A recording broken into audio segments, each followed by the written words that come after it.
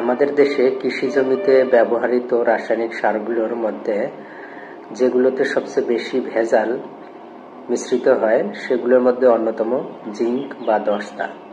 আমরা জানি দস্তা ফসলের জন্য একটি গুরুত্বপূর্ণ পুষ্টি বা সার। একটি কথা আছে, আমার নাম দস্তা, নইকো আমি সস্তা, একটুখানি গাছ পেলে হেলে দুলে বেড়ে ওঠে। দস্তায় গাছের বাড়ন্ত ঠিক থাকে, দস্তার অনেক উপকারিতা রয়েছে। আপনি সহজেই নিজেই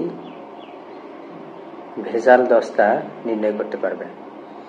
এর জন্য একটি সবচেয়ে সহজ পদ্ধতি হচ্ছে হাতের তালুতে কয়েকটি দস্তার দানা নিয়ে 1 চামচ পানি দিয়ে একটু ঘষতে হবে।